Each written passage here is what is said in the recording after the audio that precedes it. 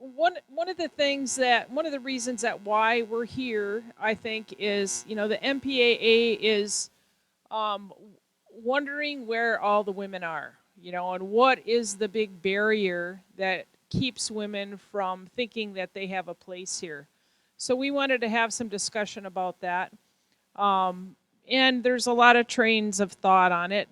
I think right now, as a sport, there is an absolute explosion in women in fishing, and we see that wherever we go. I know Angie spends a lot of time in Florida and Tennessee. I'm kind of dialed in up here in the northern part of the country, and the growth of women's fishing clubs, the license sales, everything, all the benchmarks are being met and are just kind of growing like wildfire. So when you look at the big picture with the DNR and stuff, I mean, they want to reactivate people that used to fish and didn't, and they want to retain anglers that are coming in who get their first license. And so, you know, putting the whole picture together of everything that's around women fishing, um, that's kind of what we were going to talk about: how to get more, how to keep them, and how to get them up to this level. Yeah, it's a lot different too for me being in Nashville. And I've talked about this. We have a podcast called The Woman Angler and Adventure, and it's come up a few times on that show. But culturally, it's a lot different down in the South. We are starting to see more women, but like just me being out on the lake, I don't see as many independent female anglers just out there on their own. If I do see them, they're usually with a spouse.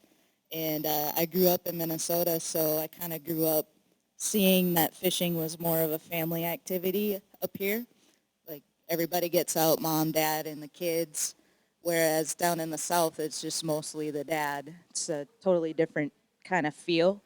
But we're doing a live podcast at the Nashville Boat Show next week, and through that, like researching guests to have, I've been uncovering more and more really cool independent female anglers. A lot of them they fish in the Lady Bass Anglers Association tournament trail, and so it's been kind of cool to start uncovering more and more, and through high school angling too. There's a lot more younger girls getting involved, and that's becoming more and more popular in the South as well. So um, it's definitely changing, and we just need to figure out uh, how to get more women involved in something like the NPAA. And even this is my first conference, and I posted some photos on my social media from like Johnny Morris being here yesterday and Mike Iconelli, and some of these ladies that follow me are like commenting, "What is this? I need to be a part of it." And I think a big part of it is just getting the word out, you know. But and then like, how do we make this feel more inclusive to women? And having these types of things is great, but I think there maybe is more we can do. Yeah, it's it's interesting as time goes on. I mean, early on, I think that unless you were really taken under your wing by a dad or an uncle or a grandpa, those it was hard to get information if you weren't connected to a family member that fished. So for those that weren't part of a peer group that fished, they were kind of left behind. And I think that's what happened to women who didn't have that family connection or that person. I know me personally, I had the passion for fishing ever since I was a little kid, and I caught that first fish, and you get it in your bloodstream, and that thing that happens to you like crack. We all have, you're just kind of have that feeling and you can't get enough of it. But I struggled finding people to help me improve my skills. That was back when everything about fishing was a big secret and nobody wanted to tell you anything, and social media wasn't there, and there wasn't really a way to learn until you went out there and did it on your own. And the learning curve for that is a lot slower than if somebody's teaching you, and that's why I think a lot of these educational things are exploding. Lance is doing a great job with what he's doing. We do women classes in fishing and boating. Women anglers in Minnesota, they're exploding. So I think the first key thing to kind of getting more engagement from women in general is providing educational opportunities, networking opportunities, in that support system around their angling. So that would be my question, is how do I adapt, adjust, change, create something different with what we're doing to make it attractive to female anglers? Well, they always like seeing someone who they can relate to, like someone who, like if a woman is telling them that something, they're more apt to listen. And I think one of the things that I see in a lot of the social media public groups that potentially could be educational is someone will post a picture, and then there's the people that make these comments that are inappropriate, and the women turn and run and they don't even look back. And both Wisconsin Women Fish and WAM and Ontario Women Anglers and a lot of these clubs that are finding a lot of success have created closed spaces that are safe, and that isn't going to happen. That no one's going to make a comment about what you're wearing or what it looks like, or anything. It's just educational. There's no dumb questions, and there's that safe environment. So creating an environment like that where any of the subtle comments and that kind of, that has to be strongly moderated, because one time and you lose them. I've done that myself as a captain. I'm posting something on, a Great Lakes salmon fishing site, and some guys start saying some stupid stuff. I'm out, and I'm never going back. And that's what I think happens a lot of time. So women have the passion, and they have the drive, and they have the desire, but they're not going to put up with any of that. And what I've seen over the years, and I've been around the women's fishing thing before it was a cool thing, back when I was like the only one that I would see, and that's why I was so motivated to kind of spread the word, is not, companies were bad about it. Their marketing materials, the posts they would do on their social media pages were totally inappropriate. And this is coming from a company. Well, how can you expect, women to get engaged if the company, and this happens still, and it does. And then they're joining in on these degrading comments and stuff, and I think that that's big part of the hesitation for women to really come forward. I think soon, what I've noticed in women is before I was always the one that was throwing the fits and saying, hey, that's inappropriate. You can't do that. Or telling, being the one that was always the bearer of bad news and the complainer and poking them with a stick, And now I don't even have to say anything because other women, they're like, did you see what they did? We are not buying that, period. And it spreads like wildfire. And I'm just sitting back like, Yeah. There's been like two big blow ups I can think of in the last few months where that's happened. And yeah, the women just jump on it immediately. And that's cool to see that, I guess it's necessary.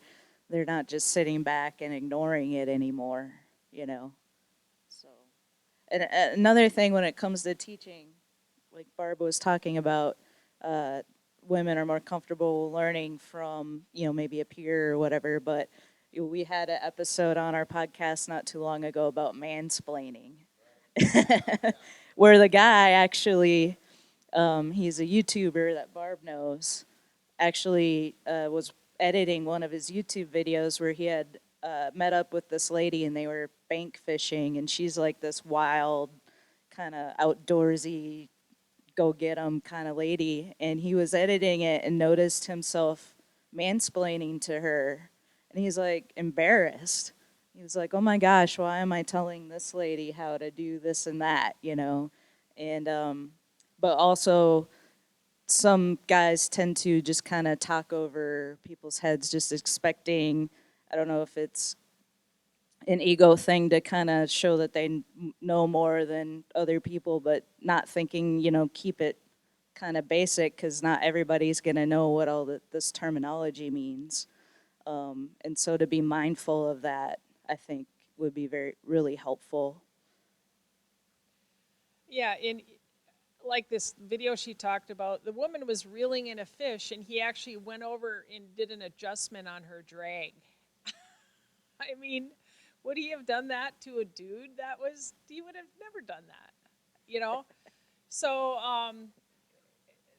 I think that I think that the explosion is going to continue to occur, and I think that the confidence is such a big thing in fishing. I mean, fishing with confidence, and what one of the I have lots of taglines I say, but one of the things is I worked as a nurse for 5 years and I worked as a cop for 15 years, and I've changed more lives through fishing than either of those two professions.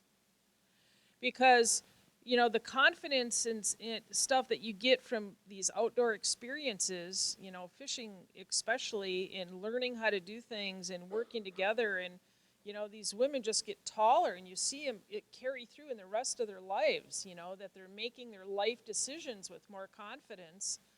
And that's kind of what I just get goosebumps talking about it, because that's what I see over and over and over. And that's kind of why we're so passionate about trying to, broaden our platform and reach more people, because you see the impact it has on their lives. And one of the things about women that I've noticed is once they get that and their skills improved and they have more confidence, they're the ones that are passing that forward. They're the ones that are becoming the high school coaches. They're the ones that are taking the neighborhood kids out, so they really tend to kind of pay it forward once they get it. The big question here for NPAA is, how do we bump the women up to the next level? And I think there's a couple things that are going on. Is one, I think women in general are less competitive. Do they want to, like when I take groups of women out, or even at the tournaments that WAM has and these other women tournaments, they do more to help each other be successful than really trying to be the one on top. So I think that the NPAA kind of has this reputation that it's for competitive anglers that are doing this for a living. And I think that it's a place where it's much more than that. So how do you relay that message? Yeah, how do you relay that message, and actually what is it? And even some of the companies, they're pros, the pros that they're looking for, a lot of them are focused on competitive tournament anglers. And I think that people are making huge impacts on the fishing industry and really growing the sport, and would be a viable candidate for some of these companies, and they don't have any desire to competitive fish. So I think from the big picture, rethinking kind of, and there's a lot of ways to work in the industry and be a professional without tournament angling. Yeah, I agree.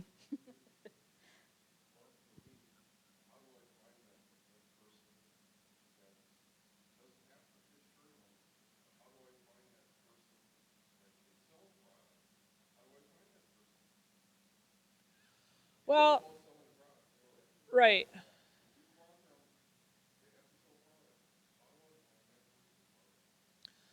Well, that's in your product specifically is kind of a good example, because you're trying to sell planer boards, where this is something where a lot of women didn't have a lot of experience in early on. And now, I mean, we teach trolling classes now, and women that are fishing the Great Lakes pulling boards that never would have dreamed they would be doing that 5 years ago. So it's kind of like more of the advanced classes. How do you find them? There's a bunch of them out there. How do you find them? I don't know. I don't know how. Wheat. Between Minnesota's a little bit different because they don't do as much trolling in Minnesota because they're limited to one line. Wisconsin, trolling I think is a lot more popular. Um, what we've seen and what I've talked about is even on the high school teams now, a lot of those teams there's as many girls as there are boys. Some teams in Wisconsin, especially like these ice fishing teams, there's more women than the guys. So that's a great trend to be seeing.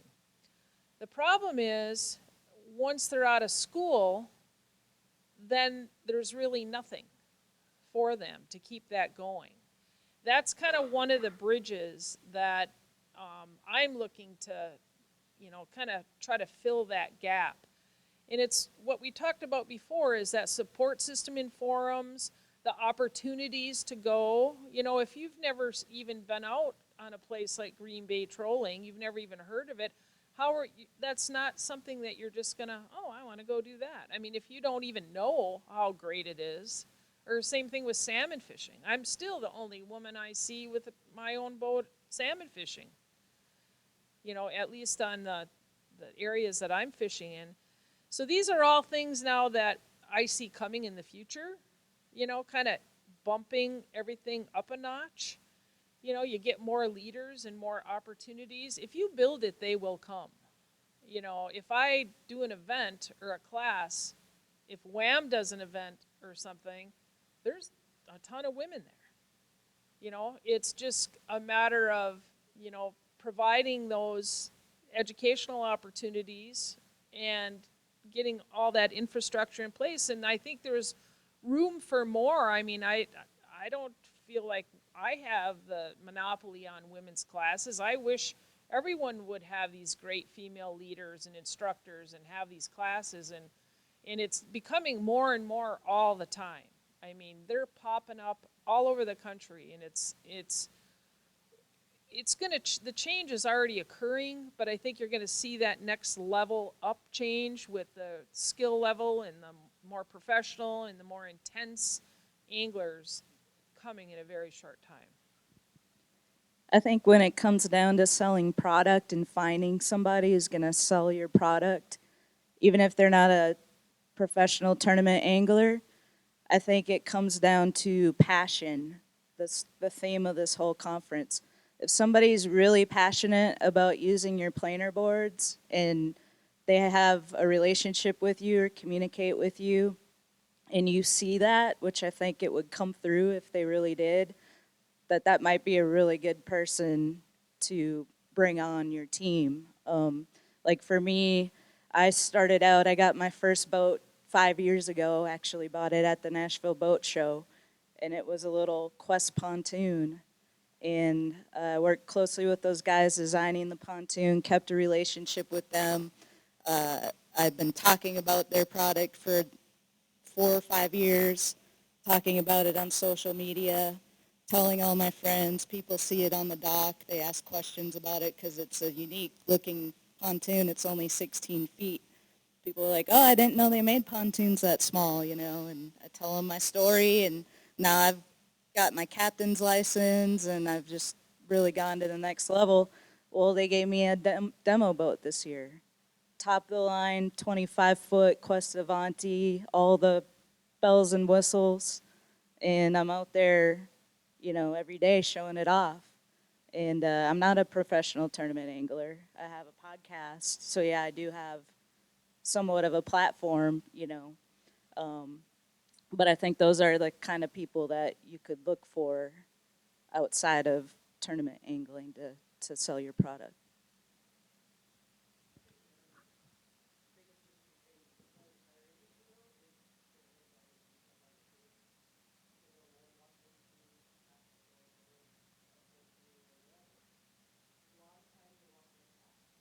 Right.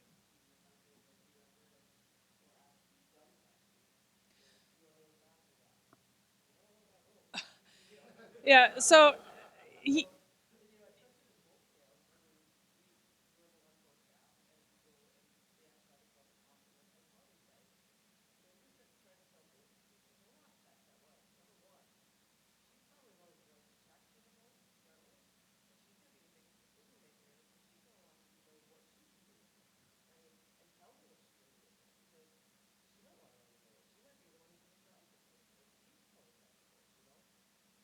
that's an excellent point, Brenda. For he wanted me to repeat the question just for the camera. So she said one of the big problems is at the retail level when women go in these stores, especially if they're with their husband and they don't even get acknowledged, and it's always addressing the guy. And we hear these stories all the time on the pages.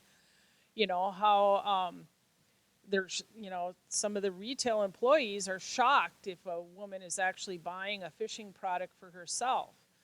And so great point, and that's all about education. And when we're educating the retailers about their marketing campaigns and how women are represented, I think it's a huge responsibility for these retailers to do a much better job of training their employees. And I have a gal who's kind of small and mild mannered and quiet. She drives this great big huge bass boat with a 300 on it, and she go to a boat launch and the people will say, "Oh my God, your husband let you take the boat?" And she goes, "Well, it's my boat, and once in a while I'll give him a ride." So I mean, it's just changing the mindset from every level in the industry, and I think it is changing somewhat. Um, so it's kind of like we're in this transition area where there wasn't a lot of quality female anglers to pick from in the past. So they were like picking for the wrong reasons. But now you really can't have that excuse anymore because there's a lot of really good, active, independent female anglers that are kicking butt out there. And, part of it is an educational opportunity, and hats off for the NPAA for having this roundtable discussion just to talk about stuff. And that's where things start. You go to the shows. I mean, we work the shows at St. Paul Ice Show and all this. You're working with these retailers often, and I think it's all of our responsibility to kind of be talking about it, on every level we can. And it's good for the industry, it's good for the women, and I think it's just a good thing all around. Yeah, and I think talking about companies picking spokespeople for the wrong reasons, uh, more and more that's not working anymore. With social media, there's so much transparency that people are going to figure it out pretty quickly. And those women that see that, again, word spreads like wildfire. That person's just a poser. I'm not going to support that company. I mean, you can't get away with that anymore, I don't think. Let me ask you a couple questions then. So, I'm gonna be selfish. Am I better off to build, content with myself and other people? Am I better off to bring someone like you into our group? Am I better off to partner with a group like yours? If I'm out here trying to pass on what we have to, and we want them. We want women in the boats.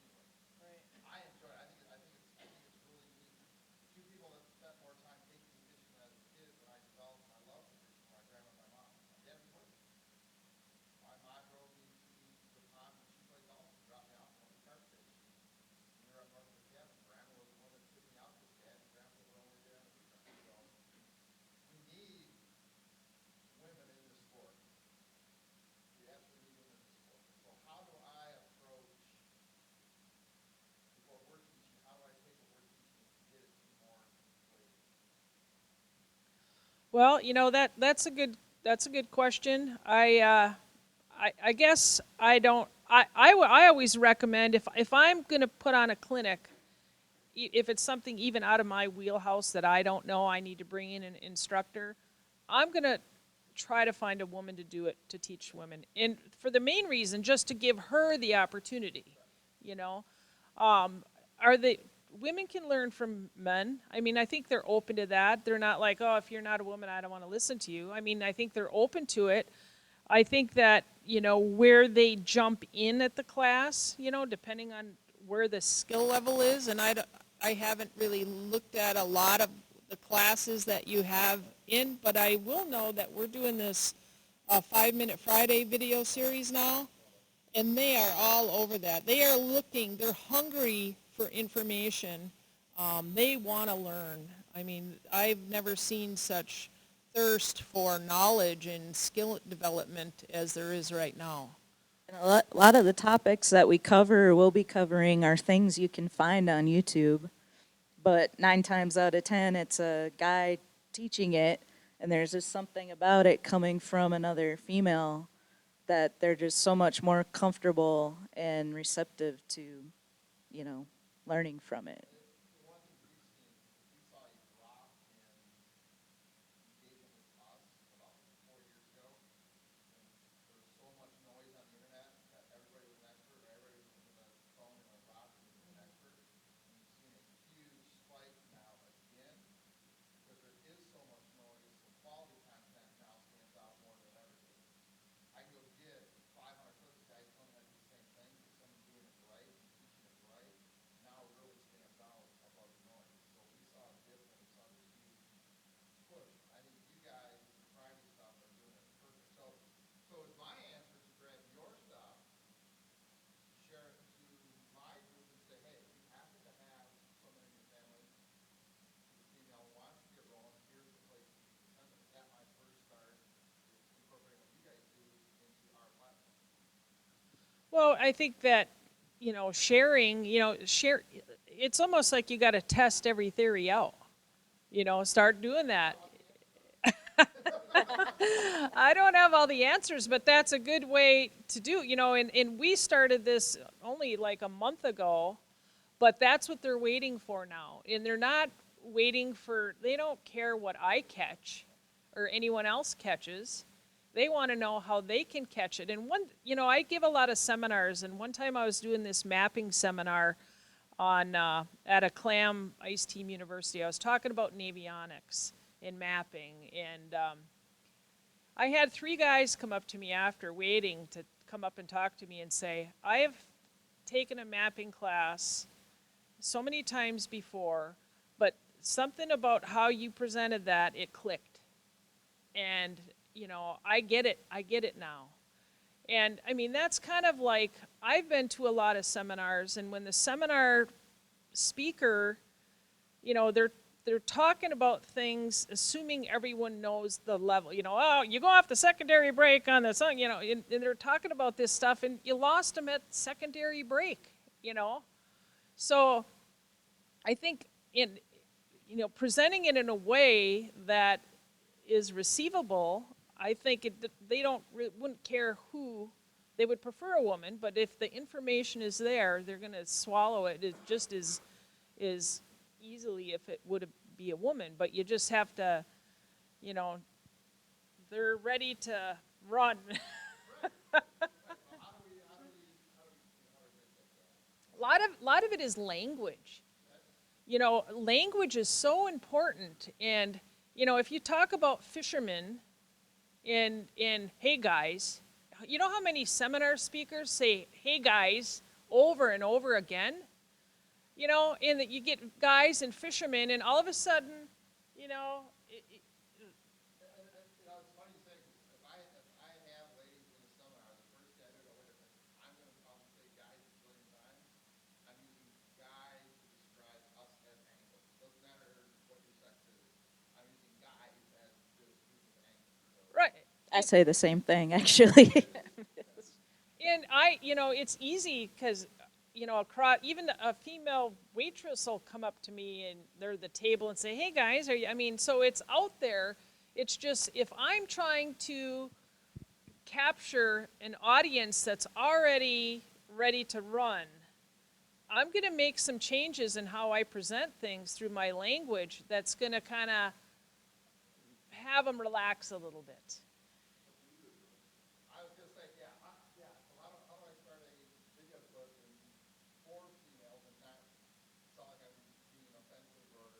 Well, for me, it's like I was a cop for many many years, and this was when they used to say policeman, and it's like saying police officer included everyone, so they were very easy to make that transition.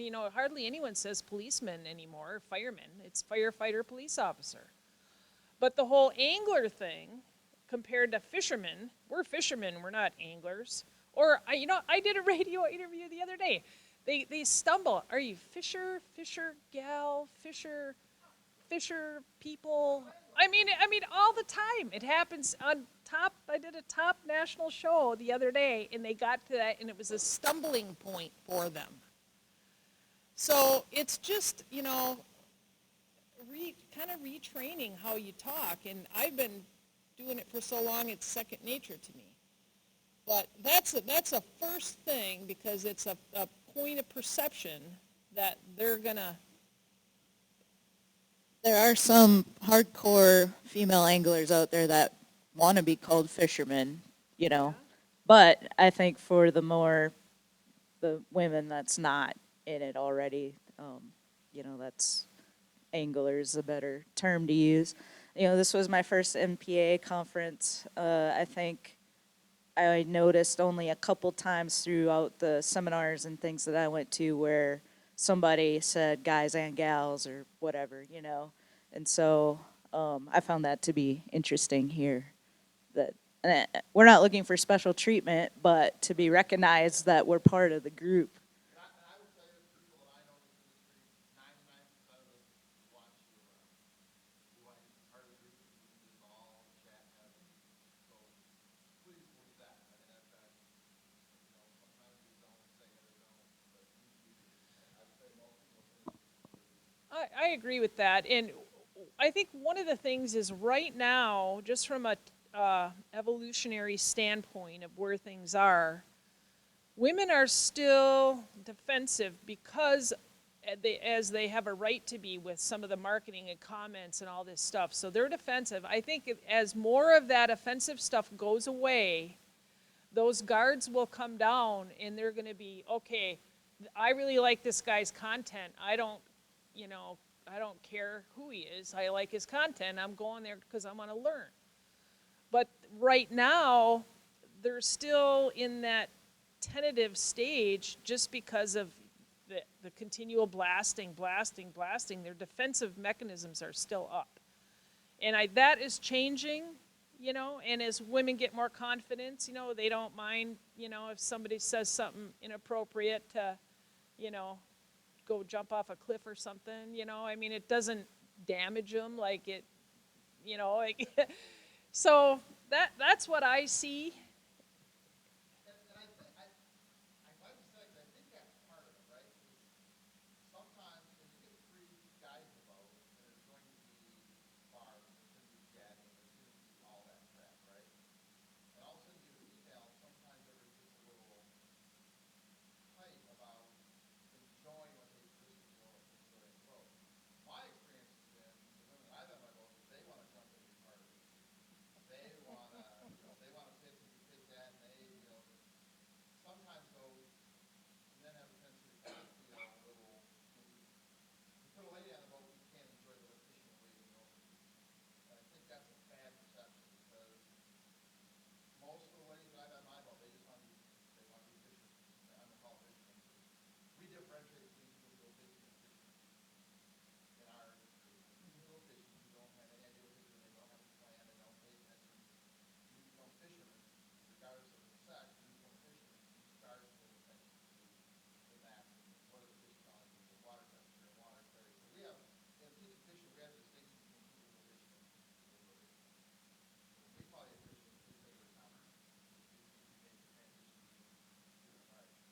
Well, I bet if you switch that from people that go fishing to anglers, that would be a big step. Just that would be.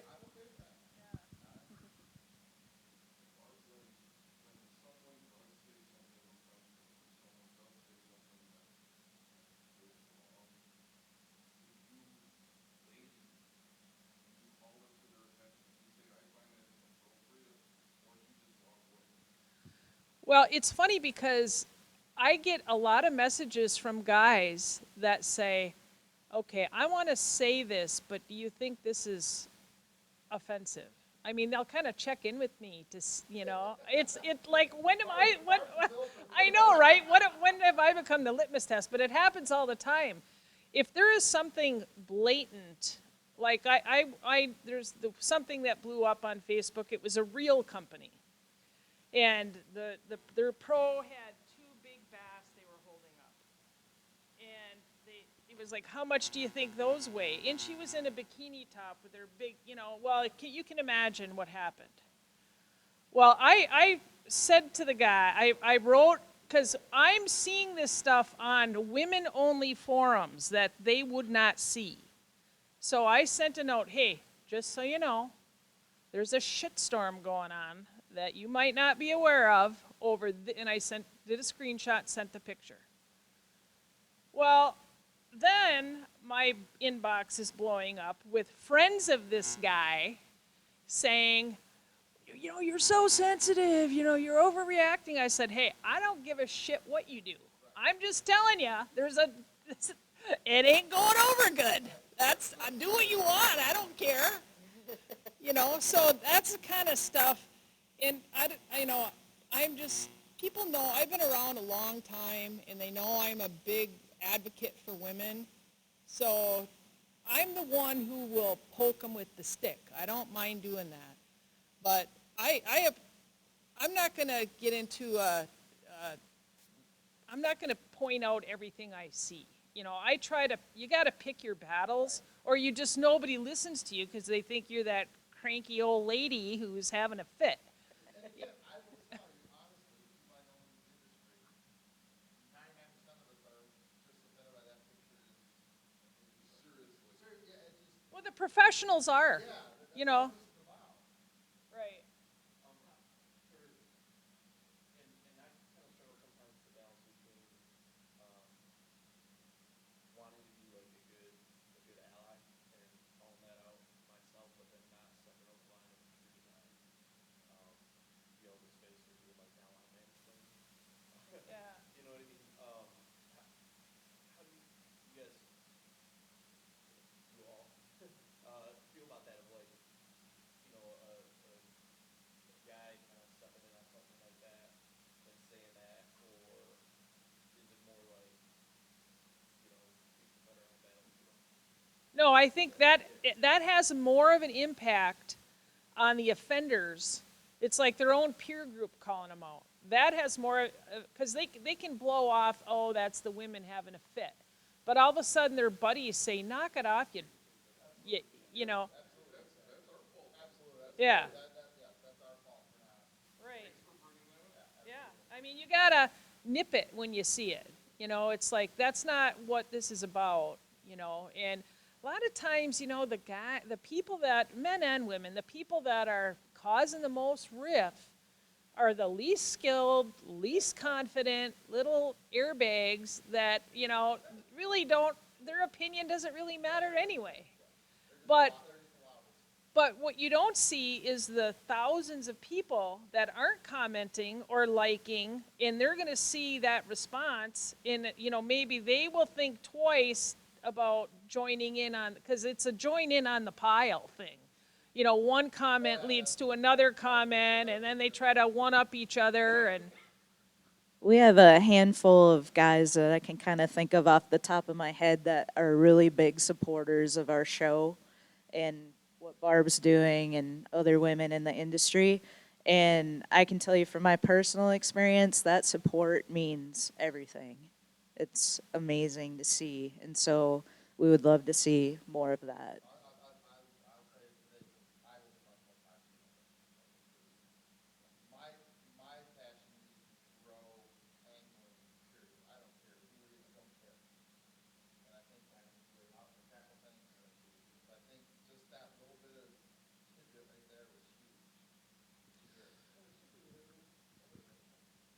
right.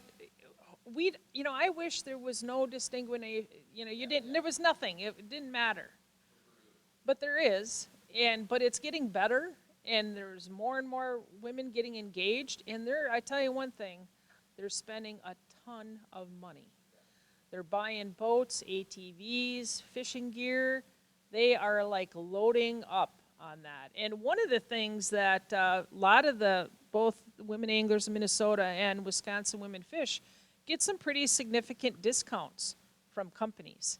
And then that company, oh yeah, we're supporting this cause. We're going to offer you a discount. And you talk about sales and brand loyalty. Oh, that company is supporting us. They're giving us a discount. That's what I'm going to buy. I mean, that's just the reality of it. And I see, and the other thing, I mean, I can make a recommendation and then I go to something else and they all have that. It's shocking to me, actually. Barb made one post this past summer, I guess it was, about the Ned rig, and all of a sudden everyone's posting about the Ned rig. It was insane. Yeah, but no, but Dave is the one who taught me about it. But I fish it a totally different way than Dave does. I call it the sandwich bait. You cast it out, you check your text. Next thing you know, your line is going across the lake. So it's a great. When I take new anglers out bass fishing, that's a great way to do it. And then I don't know.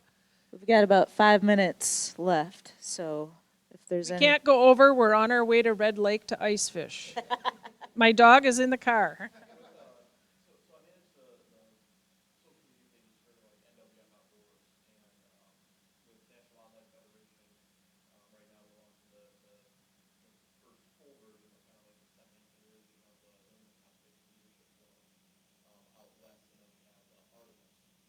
But with this page, I try to keep it balanced. What I find is like when I'm just looking for content to share on conservation issues, it's just a lot more content currently, from guys, that comes like on maybe like non-size, but with sharing, for instance, like Ron share your Friday, you kind of target that to, as far as when we go to the language that is shared with, you go to like, for women anglers, here's something, or is it more, here's just a great way to fish, No, without regard to, our audience is men and women. We're not just teaching, this. Our last one was about the kick plastic, how single-use plastics are really devastating the waterways and that kind of thing. It doesn't, it's not a tip. Occasionally we have tips that are geared toward Like women. how to pee in the boat Exactly. and stuff. But, that's not usually that's more in the newsletter stuff than it is. We should do a video on that. Yeah, I'm not doing a video. But Just kidding. What happens is everyone here is a leader, and the more we can share this same message of, in the little things matter at this point. Someday they won't matter, but right now, if you want engagement, if you want them to stay and welcome them in, you just have to treat them a little kinder because they're still just got beat up by the last person. So that's changing, and before long it won't be an issue, but it still is. So it's a part of another little barrier to overcome.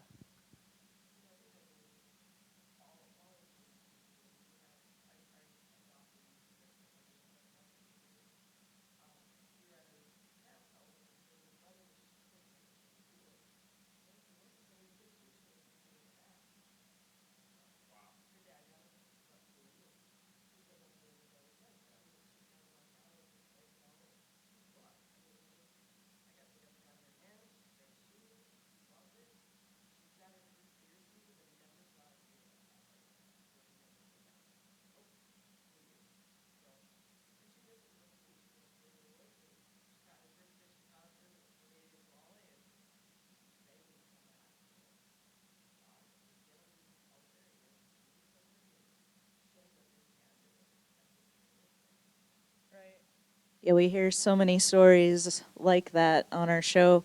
I shared this the other night, but we have an episode coming out a week from Tuesday. A lady that I fished with down in Florida, she's now a female captain, but at when her daughter was 11, she went through a divorce, and her daughter made a comment to her, said, "The worst thing about this is we're never going to be able to go on the boat again." And she said, "Why do you think that?" And she said, "Well, because women can't drive a boat." And she said, "Why do you think women can't drive a boat?" "Well, I've never seen one." So she went and bought a cheap G3 used boat, took it to the ramp, took her daughter at midnight, backed it down like 65 times till she got comfortable, went out the next day, happened to catch a 9.5 pound bass, and it's been game on for both of them ever since. She's now the mom's now a captain, the daughter goes scalloping, she wants to join the Coast Guard. Like, it's just getting that exposure and creating those opportunities. Yeah, and that's across the board. We'll do an event like on the Wolf River in Wisconsin, a walleye fishing event. And there'll be women with 20 boats there, 20 boats in the river, and you see these guys going by in the river, and they look once, but then they look, and it's every boat they pass. There's women driving these boats, and it just like, oh man, it just kind of eye opening for them. So it in the very near future, it's not even going to be a thing, you know. Um, but that's what we're working towards. I'll be excited for the day when I come to this conference and I have to wait in line for the women's bathroom during a break. That has been kind of nice not having to wait in line, but I kind of wish I did have to. We watch it. We're excited about what you're doing, and honestly, very impressed, and you guys have done a great job. We've known each other for a couple years now. You guys do fantastic work. Well, thank you. Proud of you guys for doing this thing. For any credit you get, I think working together is a big part of it. I think we have to figure out how we can make a difference. One of our slogans is "We're better together," and usually we're referring to women, but it's all of us. We're all better together. Right.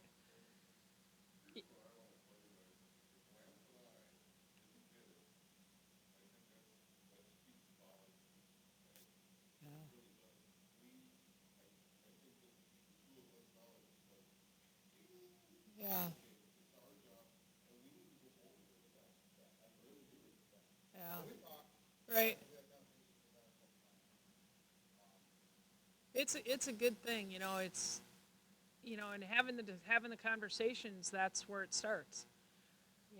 And we're doing what we can to have spread the word. And I have goosebumps right now. I say I get paid in goosebumps, which is not a saying, it's a reality, but it feels pretty good. I mean, I think that the impact that we're all having, it's a really good thing. And hats off to you guys for coming here today. And Brenda's been a leader for a long time and does great work. And the more we can, do together, the bigger the impact will be.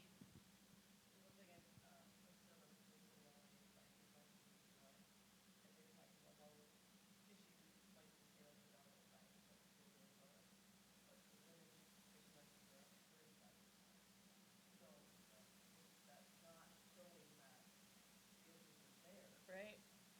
And that's a nationwide trend. And I think the residual effect of that is more young kids that go fishing. I think dad doesn't have time when he's going with his three buddies, and there really isn't always time for even the son sometimes.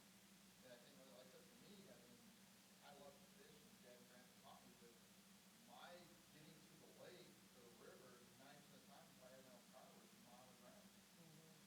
Mom would, we put the boat on top of the car, my mom would drop us off the lake, we'd sit around for 8 hours, and come back and pick it up. My dad couldn't do that because of work. Right. According to the RBFF, while those numbers are up, the women rate is growing, they don't always renew.